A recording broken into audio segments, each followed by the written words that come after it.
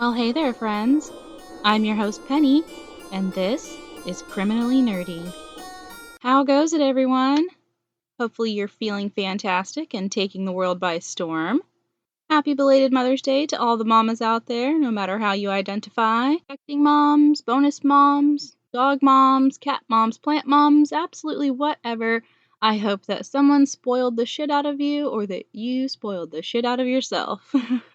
In podcast news, you didn't think I was going to forget about the Pride merch, did you? Criminally Nerdy Pride stickers are coming. I don't have them in yet, but once I do, you can get them one of two ways. You can either send me your address like last time and I'll mail one off to you, or if you'll be at the Indie Pride Festival on Saturday, June 8th, find myself or someone wearing a Criminally Nerdy Pride shirt and we'll hook you up. Hopefully next year, I'll be able to extend the Pride shirts to everyone. This episode is being aired on May 13th, which is not only National Crouton Day, if you didn't know, because how would you? I have an unhealthy obsession with croutons, but it is also National Fruit Cocktail Day, and in my opinion, a pina colada counts as a fruit cocktail. So I think we should all skip work and stuff our faces with yumminess. At this point, I think your boss knows not to expect you in on days when you're listening to this podcast. If they haven't prepared themselves for it by now, that's on them. This one was actually requested by my wife. She does not listen to the podcast because, let's be real, she has to hear my voice all the time. But she said she would make an exception and tune in for this case. No pressure, right? But as she well knows, I don't make anything easy on her, so this is going to be my first two-parter. Just kidding. I mean, it is going to be a two-parter, but it's not to give my wifey a hard time. It's because this case has so much to delve into, I needed to break it up. Giving her a hard time is just a bonus. I don't like waiting for much of anything, and if you're from the 1900s, like myself, you've already paid your dues. I watched Lost in real time. I've been left on cliffhangers that lasted from the length of a commercial to an entirely different season. I'm pretty sure that's why we all have anxiety now. Thanks to the TV trauma, I'm going to go the extra mile and have part 2 out for you tomorrow. I can't promise that if I need to do multiple episodes on a case, they'll always be this close together, but I'm still new and ambitious, so I'm going to make it happen. The case I have for you today is about a man who remains one of the most infamous figures in modern American history. Through his charismatic leadership, he built a cult following, primarily of young women, that he used to manipulate into committing heinous acts in his attempt to spark what he predicted was an impending race war. A race war that he had predicted through twisted and unfounded interpretations of music and his own sheer lunacy. He surrounded himself with those already on the fringes of sanity and society, controlling them through drug-laced lectures and full-fledged psychological manipulation. His orchestration of a series of brutal murders shocked the nation and left an impact that can still be felt today. This is the case of Charles Manson. If you're listening to true crime, you likely know who Charles Manson is, but you may not know all of the nitty-gritty details. I sure found out a lot of things that I didn't know. We're going to be talking about his early life and crimes in this episode. This is your blanket warning that some of the details will be disturbing. And this is also your permission to not feel bad if there are parts in this where you feel bad for young Charlie. He had it rough as a child, and it's okay if some of the details pull on your heartstrings. That in no way excuses what he did as an adult. Plenty of people have difficult childhoods and don't turn out to be rancid pieces of shit. In fact, I'm going to go out on a limb here and say that the majority, thankfully, don't turn out to be Charles Manson.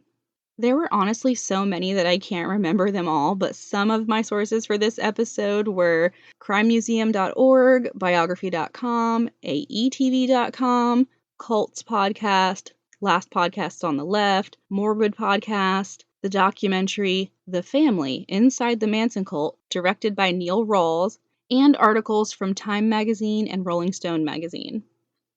Charles Miles Maddox, originally no name Maddox, was born on November 12, 1934 to 15-year-old Ada Kathleen Maddox. While she was pregnant, his biological father said he had to go away on army business. He was not in the army. From what little I could find, he was a married mill worker who had a reputation as a con artist. After a few months, Kathleen realized he was not coming back. She filed a paternity suit and was awarded $25 up front and $5 a month. In today's money, that would have been $579 up front and $116 a month. Though she did receive the judgment, the donor of genetic material was never a part of Charlie's life. Shortly before he was born, Kathleen married William Eugene Manson, who worked as a laborer at a dry cleaning business. He and Kathleen named the baby Charles after Kathleen's late father. Sadly, it wasn't the beginning of a happily ever after. Kathleen struggled with alcoholism and would often go on benders with her brother Luther while leaving Charlie with babysitters. And by babysitters, I mean pretty much anyone who would look after him. At one point, she offered to trade him to a waitress for a pitcher of beer. Which, I mean, I don't not see the appeal. There are days when I'm half tempted to set my kids out on the curb for free. But she was serious. William didn't sign up for this, so he divorced Kathleen in 1937, citing gross negligence of duty. Though they divorced, Charlie kept William's last name. This was not the wake-up call it should have been for Kathleen. She and her brother were arrested for assault and robbery in 1939. The assault weapon? A ketchup bottle. They were both sentenced to 5 to 10 years in prison. While his mother was incarcerated, Charlie was placed with his aunt and uncle in McMeechin, West Virginia. Unfortunately for Charlie, his uncle was a total douchebag. He would mock Charlie for being too sensitive and for crying too much. So to punish him, he sent him off to school wearing his cousin's dress. We're talking about the 1940s in a very small town in the Bible Belt. It was all but guaranteed that he was going to be immediately outcast, bullied, and probably beaten up. And look, I'm all for boys wearing dresses if they want to. Do your thing. But to do this to an innocent child just because you want to embarrass them or toughen them up, just fuck you, dude. Fuck you. His mother was paroled in 1942, and Charlie recalls the first few weeks of them being reunited as the happiest time of his life. But, tale as old as time, the happiness didn't last long. It moved around a lot, with Kathleen jumping from one relationship to the next. Charlie was constantly skipping school, and Kathleen spent her evenings drinking. She was arrested again for theft, but was not convicted. Charlie spent his formative years not just witnessing his mother commit petty crimes, but learning to do them himself. This is what he just saw as a normal way of life. It has been said that he was a pretty skilled pickpocket as a child, which is, I don't want to say impressive, but it's like not impressive, but maybe do magic tricks or something, buddy. By age 9, Charlie was not only truant, but would regularly steal from shops and later admitted to an interview with Diane Sawyer that he had actually set his school on fire. His mother was in no way prepared to handle this, so she looked for a foster home for him. Having no luck, she went to a judge when Charles was 12 and said that she just basically didn't want him anymore. He became a ward of the state and was sent to a strict Catholic reform school in Terre Haute, Indiana. He escaped and went back to his mother, but she returned him to the school.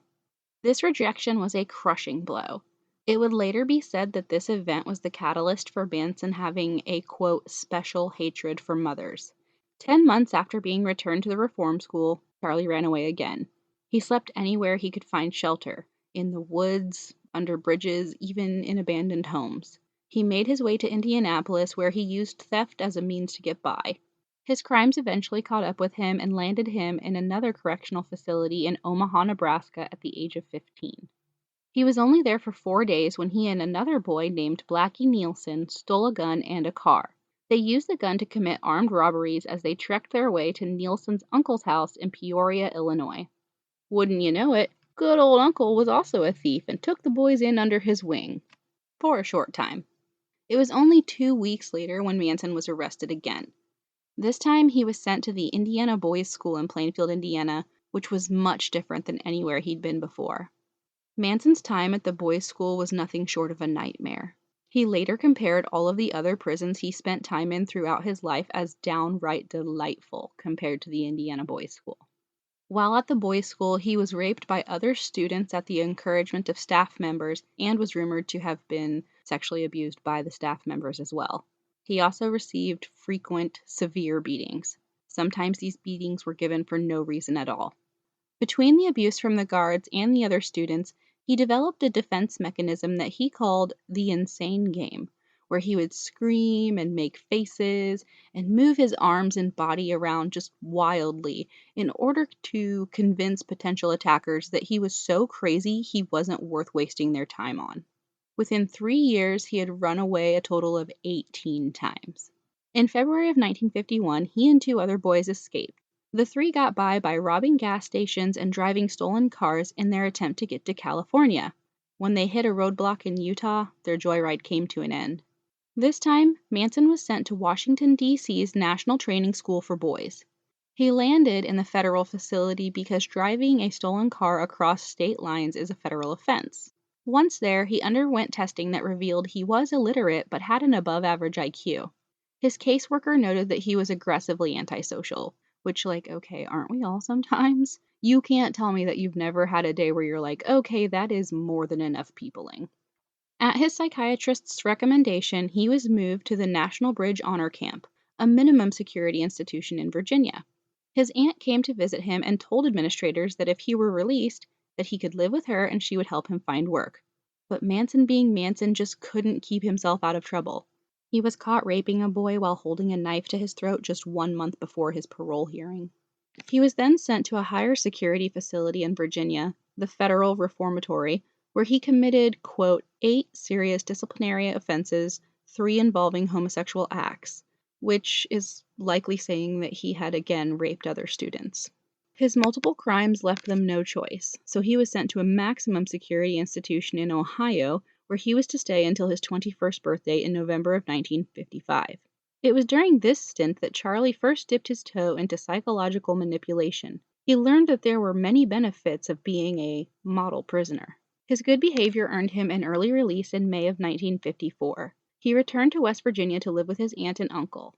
It was there where he met hospital waitress Rosalie Jean Willis. The 2 married in January of 1955. They took off for Los Angeles in a car that Charlie had stolen in Ohio. They had only been in California for about 3 months when, in October, Manson was again charged with the federal crime of driving a stolen vehicle across state lines. Following a psych eval, he was given 5 years probation in lieu of further jail time. But he failed to show up for a hearing for an identical charge filed in Florida. I mean, damn, this man got around. Round, round, get around, I get around. Okay, that joke will make sense later. His probation was revoked and he was sentenced to 3 years at Terminal Island in Los Angeles. Rosalie gave birth to Manson's first child in April of 1956. She went to live with Manson's mom, and both of them visited him during his first year in prison. After that, only his mother was coming to visit. She told Charlie that Rosalie had moved out and was living with another man. Enraged, just 2 weeks before his parole hearing, he tried to escape by stealing a car. Have you not figured out this is not a solid course of action for you, dude? But he was unsuccessful, and his shenanigans resulted in his parole being denied. Rosalie filed for divorce in 1958. The same year, Manson was released and given 5 years of parole. Now out and left to his own devices, Manson began pimping a 16-year-old girl and doing whatever he could to make ends meet. In September of 1959, he pled guilty to attempting to cash a forged U.S. Treasury check that he had stolen from someone's mailbox. That would have landed him another 10-year sentence, but he had met a woman named Leona Candy Stevens who tearfully pled with the judge that the 2 were in love and she wanted to marry him. Apparently, she was very convincing because the judge agreed to suspend the sentence. By the end of 1958, Manson and Leona were indeed married. Manson continued pimping, stealing cars, and swindling people. He had also taken Leona and another woman he was pimping to New Mexico. He was brought in for questioning because he had violated the Mann Act, which prohibited interstate transportation of women for the purpose of prostitution. Though released after his questioning, he was paranoid that they were still under investigation, so he disappeared. This was another violation of his probation, so yet another warrant was issued. For someone with an above-average IQ, he doesn't seem to grasp the very simple concept of not violating his parole. He was arrested again in June of 1960 in Laredo, Texas, and extradited back to California to serve his 10-year sentence. While he was incarcerated, Leona gave birth to Manson's second child. She filed and was granted a divorce from Charlie in 1963. During this prison stint, Manson met a man named Alvin "Creepy" Carpy, who taught him to play guitar. Manson got very into music at this point and had dreams of becoming a rock star. He had also started to get very philosophical. He was learning about all different kinds of religions, including Scientology, and he'd even dabbled in hypnosis. Fun fact, future actor Danny Trejo was one of his fellow prisoners, and Danny was not a fan. I just love Danny Trejo. That is all. By the time of his second release, he was 32 years old and had spent 17 years, which is over half of his life, in reformatories or prisons. Because of the amount of time he had spent in jail, he considered it to be his home and requested to stay. Even though he was reported as, quote, suffering from a marked degree of rejection, instability, and psychological trauma, constantly striving for status and securing some kind of love, and that he was not only unpredictable, but was safe only under supervision, and that little was likely to change whether he was incarcerated or not, his request to stay imprisoned was denied. Upon his release in 1967, he moved to San Francisco, where he was living hand-to-mouth by panhandling. He met 23-year-old Mary Bruner, who was working as a library assistant at UC Berkeley. Manson charmed his way into her life, and the two were soon living together. Not long after, he met teenage runaway Lynette Frome, who would later be nicknamed Squeaky. Despite Mary's initial objections, Manson was eventually able to convince her to let Squeaky live with them. During his time in the Haight-Ashbury district of San Francisco, it was the summer of love. People were focusing on creating their own communities, listening to psychedelic music, embracing the sexual revolution, and using drugs to explore altered states of consciousness. It sounds like a party. It was the perfect storm for Manson, who was able to lure people in with their shared ideals. Once they were under his spell, they would follow him anywhere. He established himself as a guru and became a local staple. He had an inexplicable charisma, but also went out of his way to target those who were social outcasts, emotionally insecure, and easily manipulated. The majority of those targets were young women. Eventually, the number of women he had living with him, aside from Mary, was 18. This man convinced his girlfriend to let 18 women live with them. How? Just how? In the timeless question posed by Deborah Morgan, what, does your dick dance? I'm sorry, but I just cannot fathom having that many humans in my home. Just nope. They had clearly outgrown Mary's apartment, so by the end of the summer of 1967, Manson and his groupies were living in an old school bus that they had adapted. They settled into Panga Canyon, where they also started squatting in a condemned house. Though the group had grown, his core followers were Mary Bruner, Lynette Frome, Charles Tex Watson, Susan Atkins, Patricia Kronwinkle, and Leslie Van Houten. He convinced them that he was the second coming of Christ and the devil wrapped into one. He also convinced them that everything would be destroyed except for the chosen ones, who were, of course, Manson and his followers. And they believed him with zero hesitation. This is now a cult, okay? Not a group, not a dude with groupies or followers or whatever. It's a cult. And I'm not going to come down on every facet of cults. In fact, it's kind of embarrassing how easy it would be to get me to join a cult. If someone come up to me and said, hey, we're going to move to a piece of land where we can just spend our time doing whatever we want, and we'll be peaceful and loving and get away from the daily rut. As long as the Wi-Fi's strong, I'm going to consider drinking the Kool-Aid. And hell, all you have to do is pull up with some baby goats wearing pajamas and my wife is already in the van. But as soon as you start trying to tell me that you're some sort of messiah and that the end of days is coming and we're eventually going to rule the world, I'm out. Don't bother asking my sneaker size. Also, rule the world?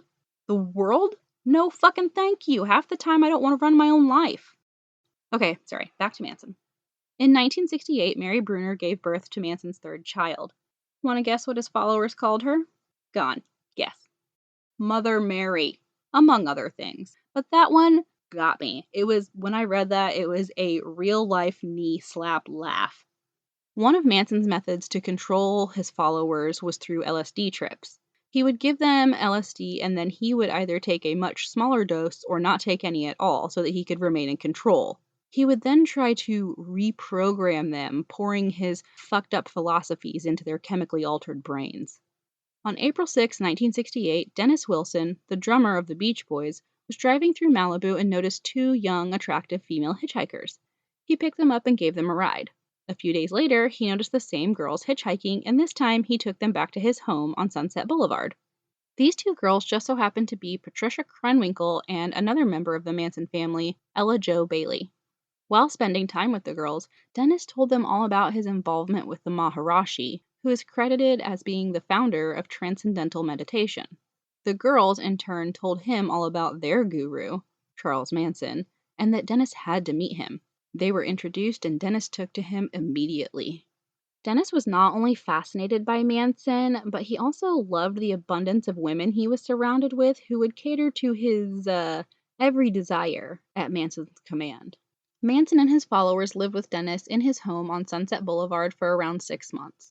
And another sidebar, my sister and I are obsessed with the movie 50 First Dates. I cannot go out of town without her saying, "Bring me back a t-shirt."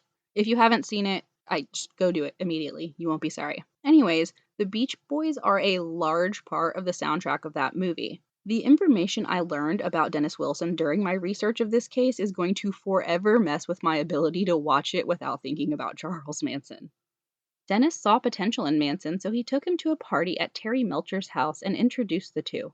Terry lived in a beautiful home on Cielo Drive with his then-girlfriend Candice Bergen.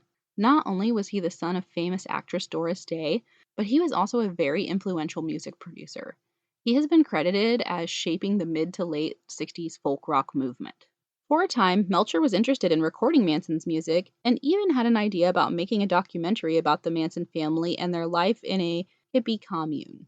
In 1968, Dennis Wilson recorded a song written by Manson for the Beach Boys. Originally named Cease to Exist, it was renamed Never Learn Not to Love. The writing was credited solely to Dennis Wilson.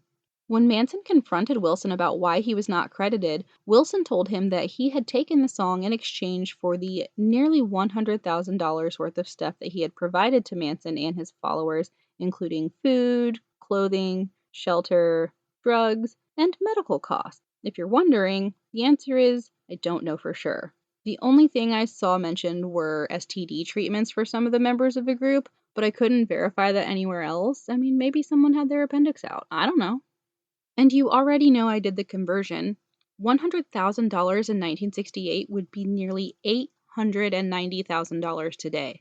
Are you fucking kidding me? For $890,000, you can have anything I write. Anything. Hell, I'll even throw in one of my kids too. Now I can buy my own pitcher of beer. But it wasn't about the money or the benefits he was reaping from being Dennis's friend and making connections in the music industry. It was about status. It was about reaching his goal of being a musician. It was about proving to everyone that he was this godlike figure he was proclaiming to be.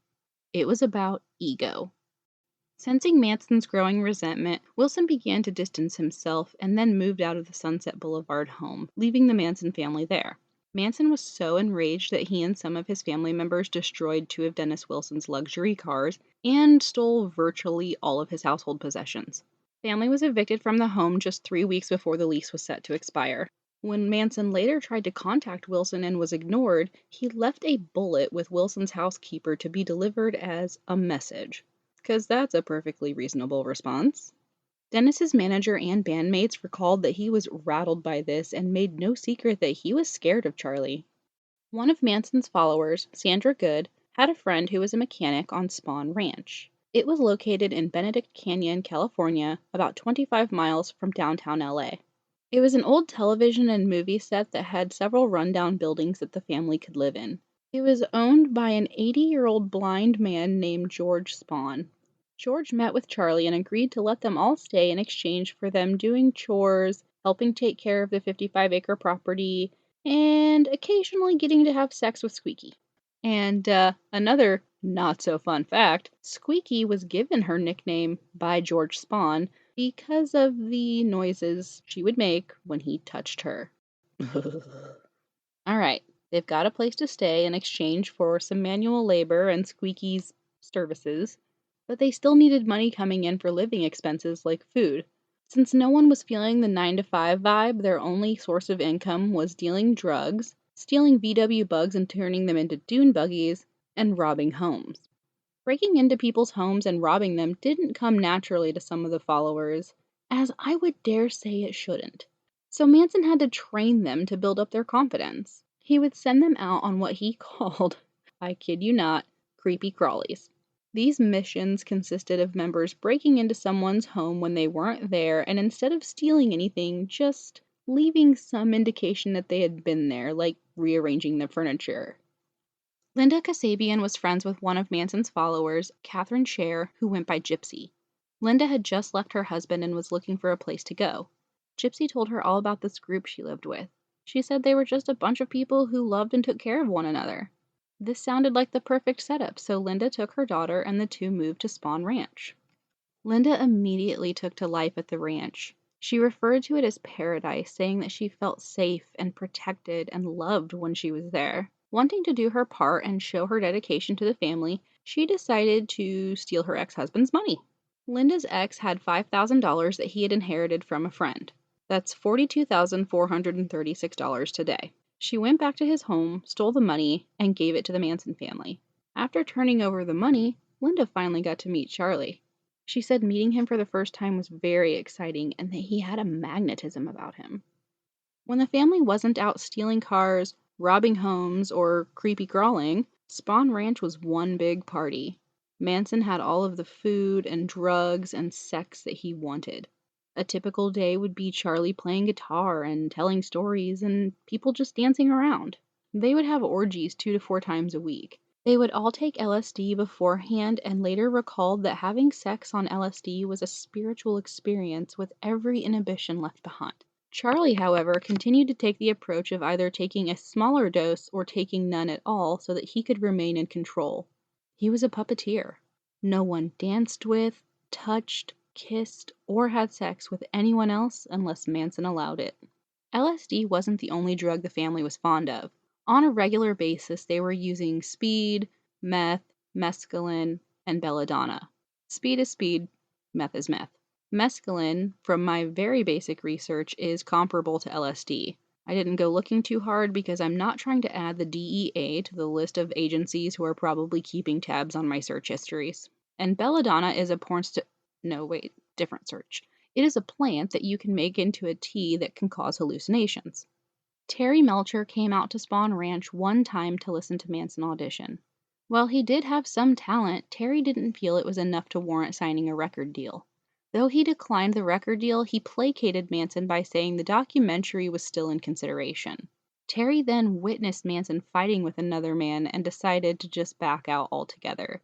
Between his behavior towards Dennis and the anger that he had seen in Manson's eyes while he was at Spawn Ranch, he felt it was best to cut ties with him altogether.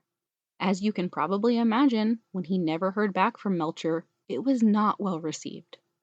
Manson went to Terry Melcher's home on Cielo Drive, maybe in an attempt to get him to give him another chance, or maybe just in an attempt to try to intimidate him. But he didn't find Terry. Instead, photographer and friend of current resident Sharon Tate stopped Manson and let him know that Terry Melcher no longer lived there. He didn't know where Melcher had moved, but this was the Polanski residence now.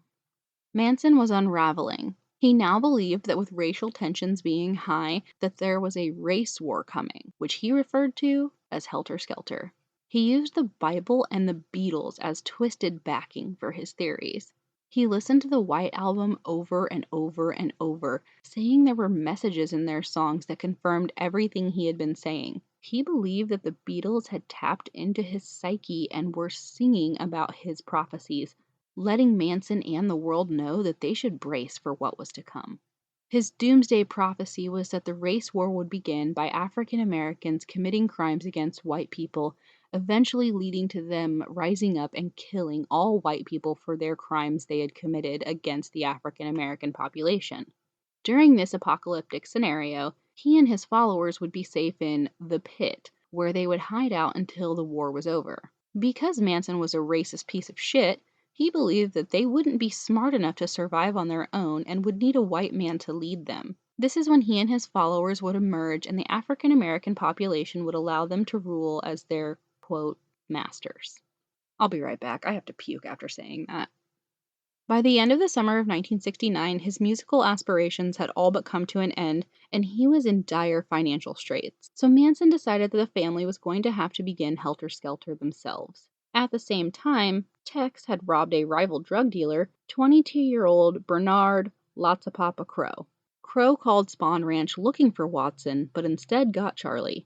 Crow threatened to come kill everyone at the ranch if he didn't get his money back. Manson, already on edge, went to Crow's apartment. The two men fought and Manson wound up shooting him in the stomach. He believed that he had killed Crow, who he assumed was a member of the Black Panthers.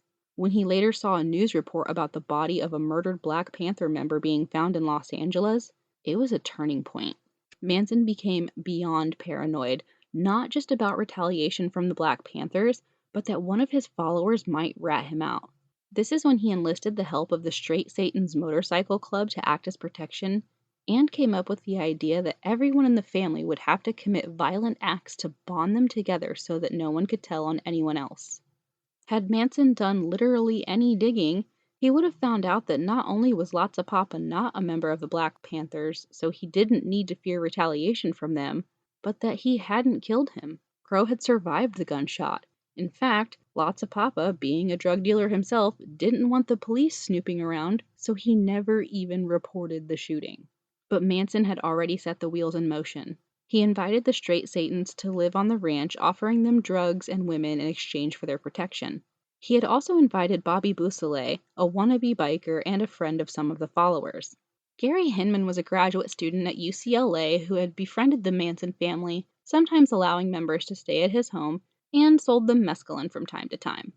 There are two conflicting stories about why Bobby Beausoleil, Mary Brunner, and Susan Atkins wound up at Gary's house on July 25, 1969. One is that Gary had sold them some mescaline, but the Straight Satans had complained that it was bad and had made them sick, so in an attempt to impress them, Bobby went to Gary's house to get their money back. The other is that Manson believed Hinman was wealthy, so he sent the three to convince Gary to turn over all of his assets and join the family. Whatever the truth is, the three turned up at Gary's and it got ugly fast. Bobby and Gary fought before they were able to tie him up. They held Gary captive for 2 days, beating and threatening him. At one point, Manson arrived at Gary's with a sword. He again attempted to convince Gary to give them all of his money, but Gary swore he didn't have any to give. Manson slashed his face and ear with the sword and then left him alone with Bobby, Mary, and Susan, giving them the instructions to, quote, make it look like the Blackies did it. On July 27, 1969, Bobby stabbed Gary to death. In his blood, they wrote "Political Piggy" on the wall along with a panther paw. This was in an effort to frame the Black Panthers for the murder. The three fled the scene, the girls went back to the ranch, and Bobby took off in Gary's car. Bobby didn't last long. He was arrested on August 6th, found sleeping on the side of the road in Hinman's car with the murder weapon in his possession. Bobby was adamant that he hadn't killed Hinman, he was just a bystander who fled in Gary's car after he saw two black men kill him. Police didn't buy it, and so they now had a Manson family associate behind bars. When news made it back to Charlie, his paranoia kicked into high gear. What if Bobby cracked? What if he told them about Manson's involvement? What if he told them about Crow? They hadn't gotten Helter Skelter in motion yet. There was just too much on the line. It was decided that their next move was clear. They needed another crime scene to not only throw the police off the scent of Bobby and back onto the Black Panthers, but to continue in their efforts to get Helter Skelter started. They needed a copycat scene, and Manson knew exactly where he wanted to start. And that's it for part 1, my guys, gals, and non-binary pals. Tune in tomorrow to hear the conclusion of the Charles Manson case. And if you don't mind, please like, subscribe, and be sure to drop a 5-star wherever you're listening. It really helps the show. You can find me on Facebook and Instagram at Criminally Nerdy Podcast, Twitter, X, whatever you call it, at Crime Nerd Pod, or shoot me an email anytime at criminallynerdypodcast@gmail.com. Till next time, keep it nerdy. I don't trust you, Phyllis! I don't want to edit this. Girl. Big pimpin', spin it. No. Fucking Matt. We were on a break! That's just fucking... Ugh.